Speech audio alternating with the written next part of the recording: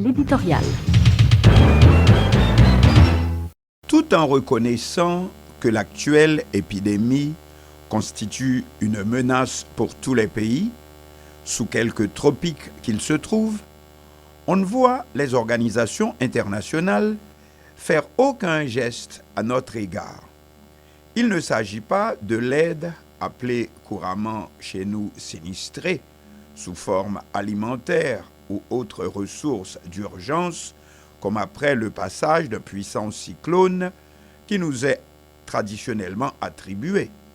Le coronavirus introduit un élément nouveau, où ce sont tous les pays qui sont frappés presque en même temps, et à commencer par les mieux pourvus, les fournisseurs d'aide habituels qui auraient pour une fois plutôt besoin de l'aide des receveurs traditionnels. Mais cela ne veut pas dire que ces derniers n'ont pas besoin également d'une assistance, celle des institutions internationales placées à cet effet. Sauf que cette fois, il ne s'agit pas d'aide alimentaire ou financière, mais plutôt comment aider les pays les moins bien équipés dans le domaine médical, technologico-médical, à se préparer à faire face. Et de ce côté, tous s'appliquent à dire qu'en Haïti, nous ne sommes pas prêts du tout. On lit dans la grande presse, coronavirus, l'OMS appelle l'Afrique à se réveiller face à la pandémie. En Haïti, la situation est pourtant la même et on a l'impression qu'on nous laisse tout seuls face à la même menace.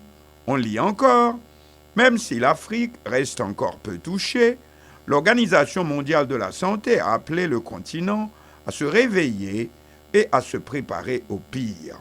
Face à la propagation de la pandémie, alors que l'on annonce un mort, et même 2 maintenant, au Burkina Faso, en Afrique subsaharienne.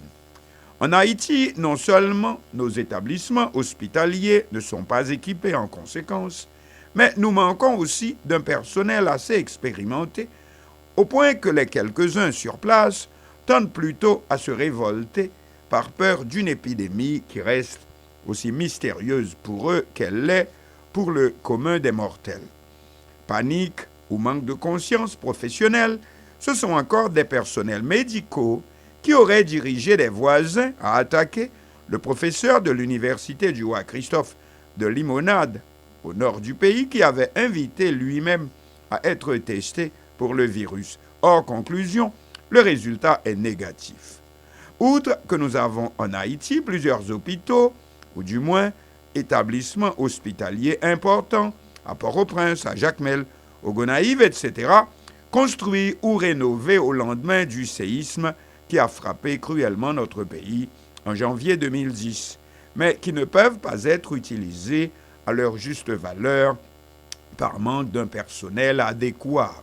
Cependant, on n'a entendu aucun intérêt se manifester jusqu'ici pour notre pays du côté des grandes organisations impliquées dans la crise qui a déjà fait plus de 13 000 morts dans le monde, dont 6 000 en Europe, en tête l'Italie avec plus de 4 000 morts, l'Espagne, la France, etc. Tandis que les mégapoles de New York, Los Angeles se mettent en confinement, c'est-à-dire les résidents appelés à ne pas sortir de chez eux. On pense à l'histoire de Moïse luttant avec Pharaon pour laisser partir son peuple et à l'épisode de l'ange exterminateur. Bon, en Haïti, nous ne sommes pas encore à ce stade.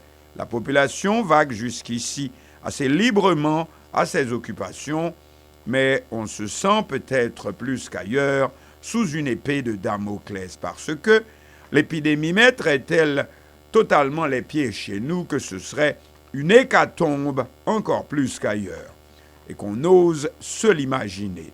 C'est peut-être la première fois dans l'histoire des catastrophes naturelles que nous n'avons pas à jouer les sinistrés, mais estimons avoir les mêmes droits que l'Italie, par exemple, qui vient de recevoir plusieurs centaines de milliers de masques envoyés pour elle par la Chine, même si coopérants et diplomates étrangers s'empressent de laisser notre pays, mais c'est jusqu'à présent par peur de l'insécurité plus que du coronavirus.